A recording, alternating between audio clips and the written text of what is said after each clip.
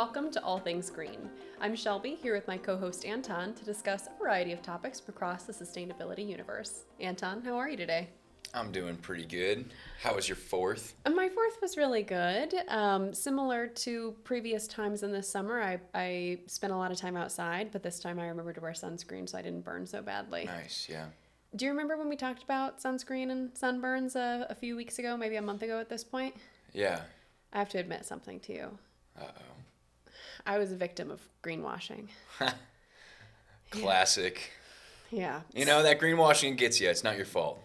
Yeah, as an advocate for all things green, I hope to be a better researcher, but that wasn't really a planned segment, and I made mention to Reef Safe sunscreen. I learned about it when I was on a trip in Mexico, and the wildlife leader who was sort of leading us through our adventure told us about it, and then I saw it in stores and kind of made an assumption that all that was true. But I just wanted to set the record straight that there are lots of sunscreens that are labeled reef safe, but it's kind of a mixed bag scientifically. So essentially, yes, you can go purchase something that's called reef safe, and all it means is that it doesn't have certain chemicals in it, but some sunscreens may be better than others, but none are known to be truly reef safe because we can't narrow down to which specific chemicals it is. Interesting. Reefs are really sensitive, and So you just got to burn when you go see the reefs, basically. Well, there are alternatives. So, for example, you could try to stay out of the sun during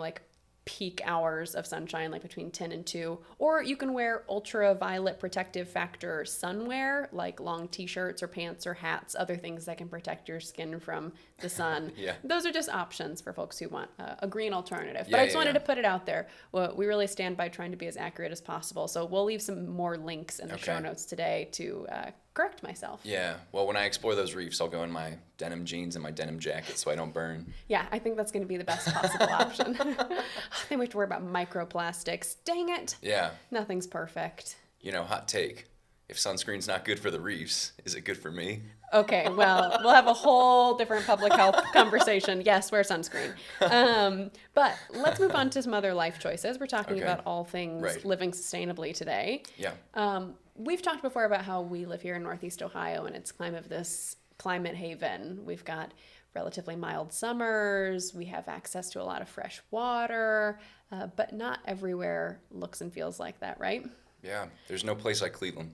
Yeah. I was thinking about where I live a lot lately because I just purchased a home. Congratulations. Thank you very much. But it also means I had to purchase home insurance. So home insurance has been on my mind. And so when I saw an article that talked about the way that climate change is affecting insurance companies, I wanted to dive deeper into learning more about living in climate danger zones. So it turns out that not only is climate change affecting us and the planet, it's also affecting insurance companies. Yeah. Subsequently influencing how much you'd pay for insurance. Exactly. Exactly. So some insurance companies have stopped selling new home insurance policies in California because of consistent, terrible wildfires. Others have pulled out of Florida because of tropical storms and flooding. And some insurance companies, up to 7 in the state of Louisiana, have failed since Hurricane Ida in 2021. So they paid out so much money for homes that were destroyed in natural disasters. So I wanted to ask you, when you bought your house, did you think at all about the environmental risks here in Northeast Ohio? Well, yeah, I did a little bit. There's not as much as there's no hurricanes blowing through here or wildfires really. Mm-hmm. I really did think about flooding, like basement flooding. Mm-hmm. I think that might have to do maybe a little bit more with our ancient infrastructure. But when I bought the house, I just make sure the basement didn't flood. That was really it, to be honest with you. That's basically all I looked for as well. My husband has some childhood trauma from his basement flooding over and over in Northwest Pennsylvania, our neighbors. And so we definitely went to houses on rainy days and looked to see if they were flooding. But that's all I really worried about here. Yeah. I wasn't thinking about wildfires or tropical storms or any of these major disasters. How much did you know about home insurance before you bought it? Would you have thought about what you needed? I mean, honestly, the only thing I really knew about like homeowners insurance was like Florida's rates are like kind of crazy because they got hurricanes rolling through. Yeah. And also like, I don't even know, I mean, people must be pretty rich to own like those Marco Island homes, right? If they're like paying out that high insurance rates. Yeah, so this is where it gets complicated. So insurance is a necessary part of owning a home Yeah. because you're living there. All of your things are there. Your important documents are there. It's where you put your head at night. And so when your home is destroyed, Yeah. insurance offers some level of protection so that you can reclaim some of the money that you've lost, and help you replace things like documents. But honestly, looking at my policy, I was just looking at, okay, well, what's like sort of the minimum that I can get for a decent price that my mortgage company will allow. There's not a lot of education about what you should be looking for. And like you said, it can be really expensive in areas that have been deeply impacted by climate change and climate-related natural disasters. So there are some states, there are 30 now total, I believe, that are participating in what are called FAIR plans, FAIR plans, which are considered public insurers of last resort. So those essentially are states, including Ohio, that have said, okay, everyone who sells insurance here is going to come together to offer a certain level of basic home insurance for folks who can't afford it, or who can't buy it on the market in another way. Ohio, we talked about, doesn't have, or at least in Northeast Ohio, the same level of climate issues as somewhere like a Florida, a California, a Louisiana, some areas of Texas, for example.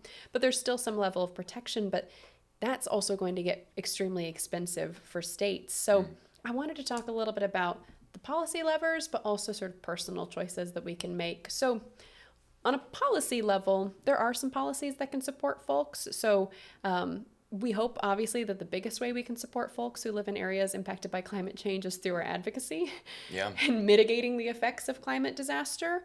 But we're not going to reduce it overnight, and we're seeing things get worse and worse. So there are options, and not all of them are pretty. One is managed retreat, which essentially means that people can participate in voluntary buyouts. Some governments, including some places in the U.S., may try to buy out people who live in areas that are deeply impacted by natural disasters. But that also means a lot of displacement. Especially, I want to make clear the difference here between folks who have, you started talking about you must be wealthy to live in some of these areas. In some cases, that's true. So when we think about a lever like that of being bought out of your home, some people are being bought out of vacation homes. Yeah, it's complex, right? Because, yeah, like you were just about to say, like some people are getting bought out of their multi-million-dollar vacation home. Other people are maybe living in like not so great conditions, and maybe they got like a shack that's falling apart or something. Yeah.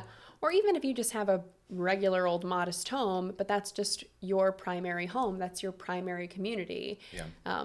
I was reading about sort of these islands off the coast of Maryland where people are living, but they're almost all vacation homes. But if there are people who just happen to live, for example, when I lived in Texas, I wasn't in Houston, I was in Austin, but Houston had a terrible hurricane when I was living there. And most people who live in Houston are not there because it's their vacation home. But some of the policies that are there to support people when they've gone through natural disasters benefit the rich more than they do the poor. Yeah. Because what you get in return for your insurance or other emergency management is congruent or based on how much money you already had before. So if you're a wealthy person and you lose your home to flooding, hurricane, whatever, you're going to get a higher grant from the Federal Emergency Management Agency because they'll say, well, your house was worth more, so you should get more money. But you also probably have a more flexible employer if you're higher up in the chain, where they might give you more time off to recover. Or in the case of an article I read, someone who worked for Microsoft, they just gave him $10,000 to help him sort of restart his life. You also can get tax returns for having gone through a natural disaster. So if you're a low-income person and you already didn't have that much that you had to pay in taxes, you're not getting the benefit of that emergency support. Yeah. Whereas someone who's wealthier could get a huge portion of their taxes back if they're able to say, my home was destroyed. I understand that there's a difference in the cost of different homes, but ultimately the utility of it is that two people lost their homes, and you can't just turn around with a small amount and buy another home. Yeah. So I think we're kind of like walking this line between what's a personal choice and what's sort of like a policy issue here. And I think it's kind of both.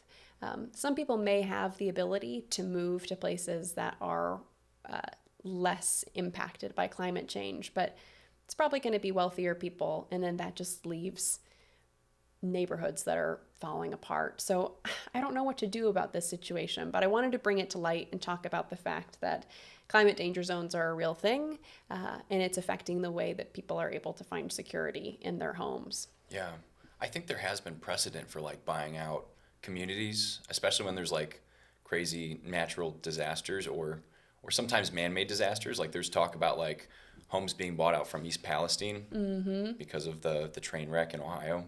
Yes. So, I mean, there's precedent for it. There's got to be a way forward to, make sure that people who are oppressed or poor can live a fine life and not live in a home that got destroyed by a hurricane.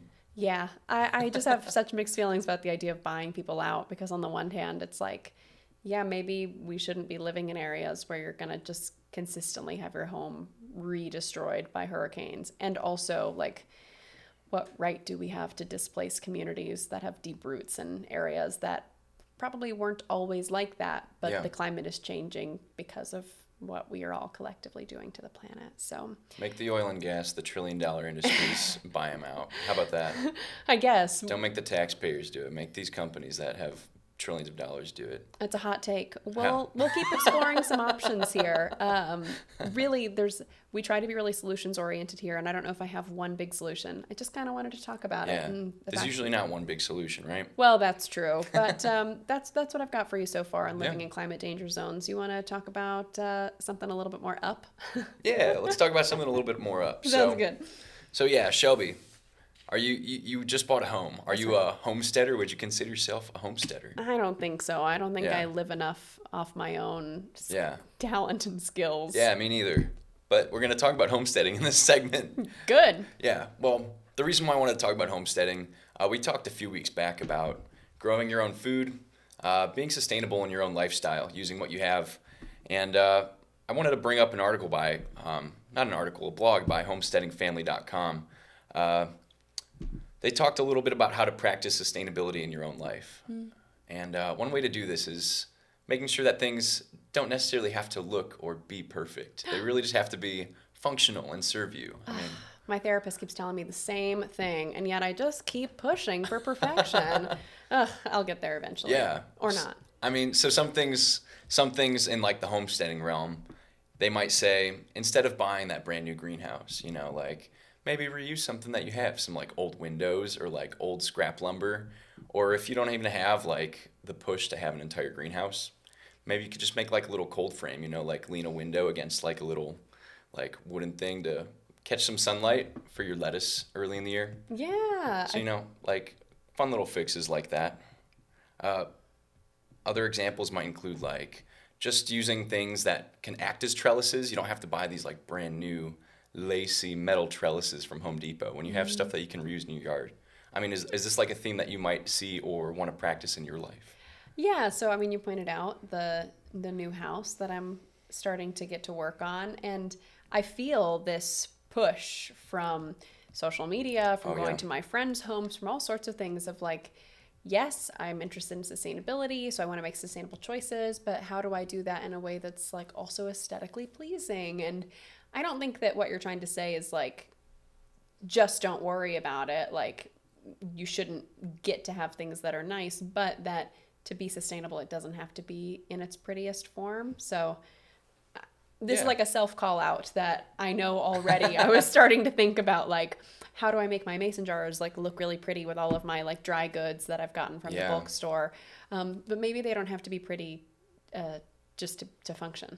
Well, yeah, I mean, I think like we get such pressure from like social media, you're scrolling on your Instagrams and your TikToks and you're just seeing like these like beautiful people with beautiful homes doing beautiful things. And you're like, oh man, what am I doing over here? Like, I'm just like, I don't know, we're using this plastic potted like seed starter. And it's like, but honestly, at the end of the day, like you can maybe rest assured that you're not like destroying the earth or something like that.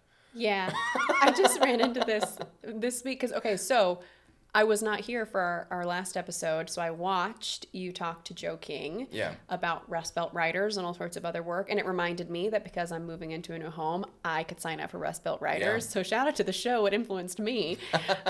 So I signed up for Rust Belt Riders so I can start composting at home because I didn't have access to that where I lived previously. And I started Googling like cute compost bins, and immediately my husband was like, that's where our food waste goes. Yeah. It doesn't have to be cute. So this is just a good reminder to me that like as much as we deserve to live in spaces that feel nice to us, I can make it nice without everything like being optimized maybe. Yeah, 100%. That's actually really funny that you brought up the composter. I actually had like a very similar experience. So like I had a composter, but I was looking for like kind of like a bucket of some sorts to like put on my kitchen counter where the food scraps would go in until it's full enough to go into the composter, right? So I was like researching, looking at different things. And then like it was kind of like early on in the show. Like I think the show is honestly kind of changed the way I think about like overbuying, you know, just using what you have. I was biking around Kelly's Island actually months ago, and I actually saw like this like gallon-sized ice cream tub just down the side of the road, and I'm like, oh, that's my compost bucket. So I just picked it up and I'm like, boom, you got a compost bucket. Because like sometimes the more sustainable option, it's also the cheaper option. That's true. Like we don't have to just consume and buy everything. One of my guilty pleasures is like going to Aldi. And Aldi's has like the best stuff. Like it's got cool stuff. But like just that temptation to like buy stuff because it's cheap. It's not always the most sustainable option, you know. When I try and go to the grocery store or when I need to buy something, anything, or even if it's just like a new obsession, like, oh, I need a dehydrator. Like, I always want to like check Facebook Marketplace or the thrift first because like, just like kind of buying into that consumer mentality, I think is, I don't know, it's kind of a rat race in some sorts, you know? Yeah, and I think you talked earlier about Instagram. We end up seeing like a corner of someone's home that they've perfectly curated. And so you start thinking your whole home should be able to look like that. Or at least that's the feeling I get inside is, okay, well, but where do they put their cooking oil? Because like that doesn't look cute with its wrapper. Do I need to buy something separate that then I pour my cooking oil into? And if you want to do that, that's your jam, go for it. There are sustainable ways to do that. But sometimes the most sustainable thing is just to work with what you already have. Or like, why would I get another thing with right now the most accessible cooking oil comes in plastic? Like, why am I going to pour that from that plastic into glass so it looks like I'm being sustainable? Just like admit to the world that I'm using cooking oil that comes in a plastic jug and like, just let that be. Yeah. This is a good reminder for me as I'm moving in and thinking about, oh my gosh, you know, it would look cute here is this thing when maybe I could repurpose something I already have. I'm not saying never buy something new. I am. No, I'm just kidding. But the idea that maybe sometimes we can make a better choice, thrift it, use something you already have, not worry so much about whether it's perfect. Yeah.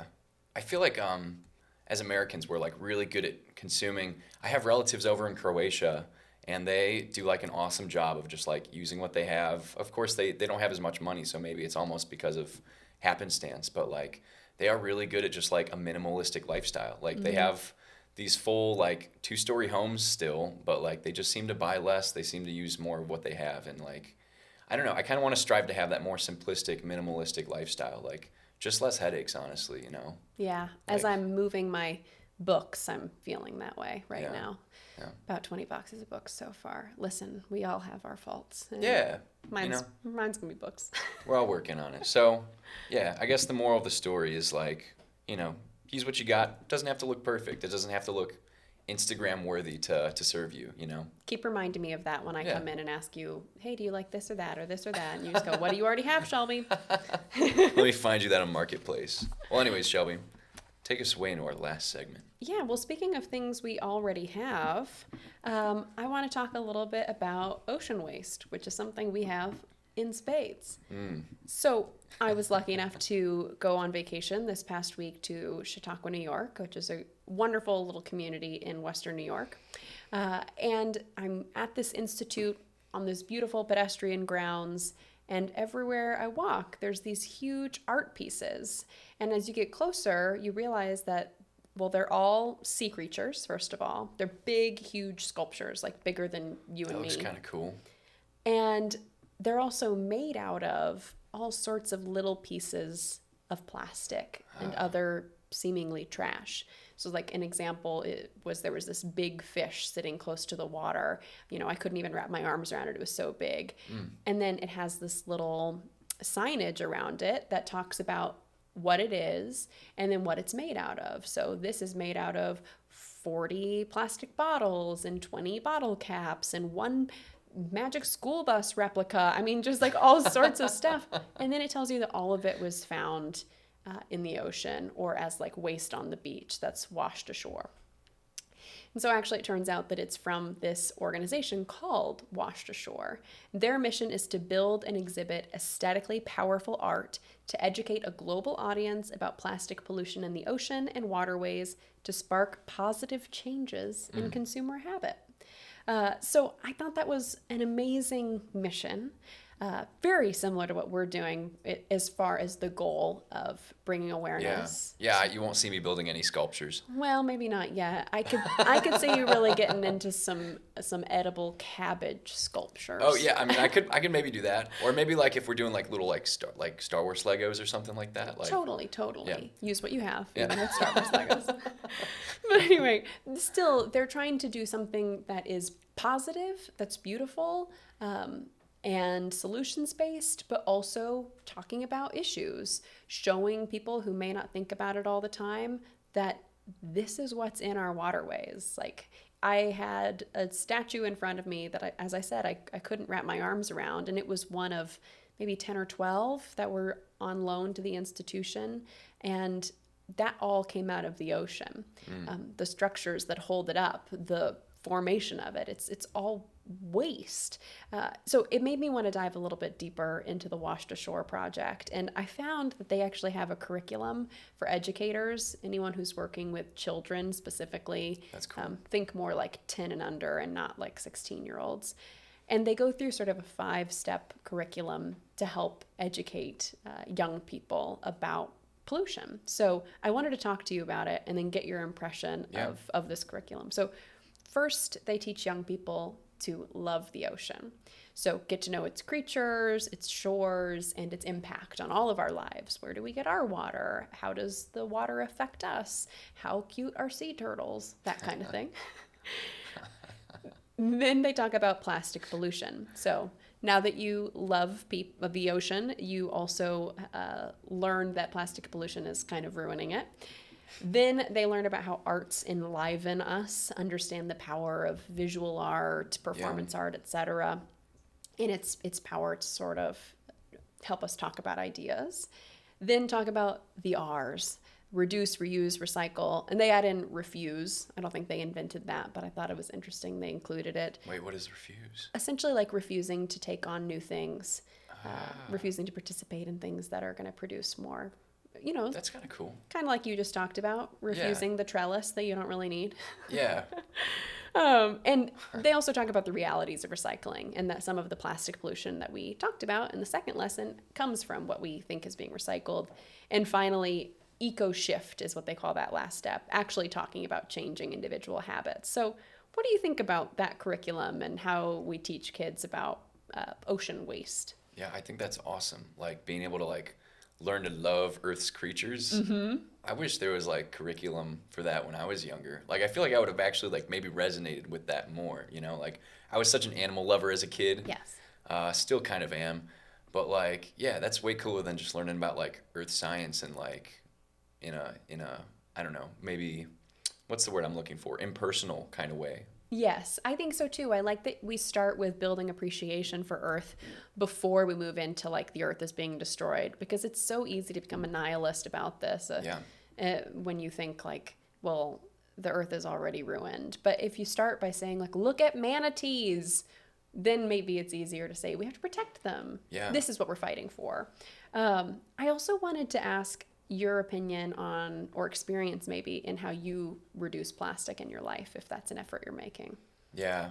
I guess we talked maybe a little bit about this, but like going to that grocery store, that's the biggest place where I would probably be purchasing like single-use plastics, right? Like the plastics that I'm going to buy once, they're going to end up in the trash can or the recycle bin, which usually ends up in the landfill or getting burned in low-income communities anyways.